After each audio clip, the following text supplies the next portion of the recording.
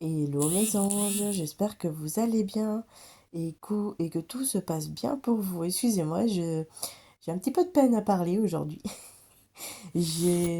Malheureusement, hein, on arrive en période automnale, donc la saison se rafraîchit. Du coup, mon corps ne s'adapte pas à ça.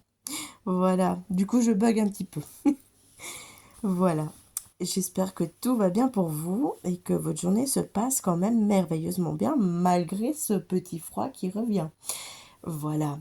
Alors, je voulais revenir vers vous avec un sujet qui peut être un petit peu complexe, si je peux dire ça comme ça.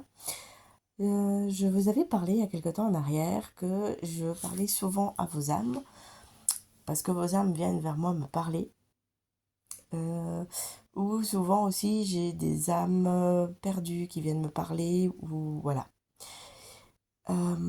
Il est vraiment important d'écouter son âme. Ça veut dire cette petite voix qui tambourine au fond de votre corps, de votre cœur, de votre ventre. Cette petite voix qui vous parle et qui vous dit parfois attention, attention, fais pas ci, attention, ça c'est pas bon pour toi. Écoutez-la, écoutez-la vraiment.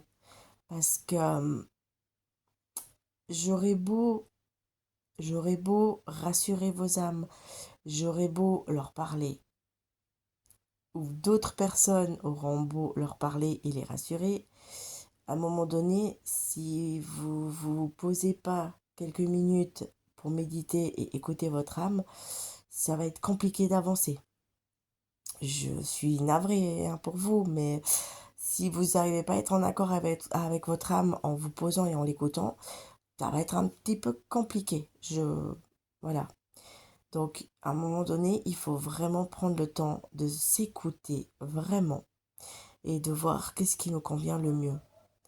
Euh, je sais que je vous donne souvent l'exemple des relations, euh, des relations avec une énergie tierce, mais c'est parce que malheureusement, j'ai constaté que beaucoup, au fait, se mettent en couple avec dans des relations où ils sont avec une tierce personne qui est là pour nous faire travailler.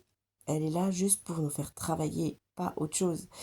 Et souvent, vous êtes connecté à quelqu'un d'autre, mais parce que, par exemple, physiquement, c'est peut-être pas la personne sur qui vous vous seriez retourné dans la rue, ou vous avez peur que parce qu'elle a un caractère un peu fort, ou autre, que ça ne passe pas avec la famille, ou, ou X ou Y raison, hein, attention. Stop, on s'en fout. Déjà de un, c'est vous qui êtes en relation avec cette personne et personne d'autre. Nos âmes se choisissent bien avant d'incarner ce corps-là. Donc voilà. Ensuite de ça, le physique, ça ne fait vraiment pas tout, bien au contraire. Parce qu'un physique change à tout âge, alors que l'âme ne changera pas. Elle évoluera, oui, mais elle ne changera pas, parce qu'on ne change pas. On évolue. Le changer, c'est faux. C'est soit on évolue, soit on reste tel que l'on est. Mais tout ça pour vous dire vraiment, posez-vous un moment et écoutez votre âme. C'est important. Parce que j'ai beaucoup trop souvent, en fait, des âmes qui viennent et qui en peuvent plus, en fait, parce qu'elles voient que ça stagne. Elles voient que l'ego reste tellement dans le déni ou reste dans le refus d'écouter que ça avance pas. Et j'aurais beau vouloir calmer l'âme en disant que je vais essayer d'aider l'ego et tout, mais je ne vais pas pouvoir faire plus non plus. Hein. Encore une fois, nous, on ne fait pas de miracle. On est là pour vous guider, pour vous aider, mais à un moment donné, c'est à vous à travailler sur votre ego. Avoir un ego, c'est bien, ça protège, mais avoir trop d'ego, c'est pas bon. Parce qu'en plus de ça, avoir trop d'ego et rester trop dans le grand ego, bah, vous risquez de perdre des êtres lumineux autour de vous. Parce que parfois, vous pouvez être désagréable. Parfois, vous pouvez être assez méchant dans vos propos et on veut être patient, on veut bien prendre sur soi et tout, mais à un moment donné, eh ben, on n'a plus envie non plus. Donc, c'est pour ça que je vous dis, être dans l'ego, oui, mais être trop dans l'ego, non. Donc, apprenez vraiment à écouter votre âme.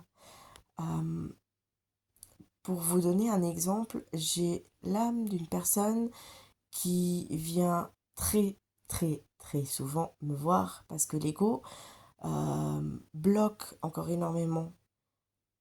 Et j'aurais beau essayer de calmer l'âme, je ne vais pas pouvoir faire plus si la personne concernée n'écoute pas à un moment donné son âme et que, voilà, elle mette son ego de côté.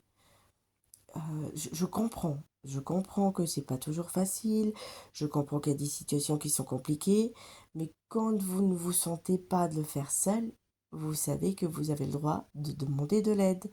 En premier lieu, vous avez vos guides et l'univers. En deuxième lieu, il y a des personnes comme moi qui peuvent vous aider et vous dire, bah voilà, on va regarder ensemble à une solution.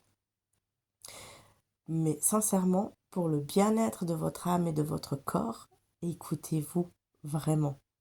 Voilà mes amours, sur ce je vous souhaite une douce journée et je vous dis à bientôt.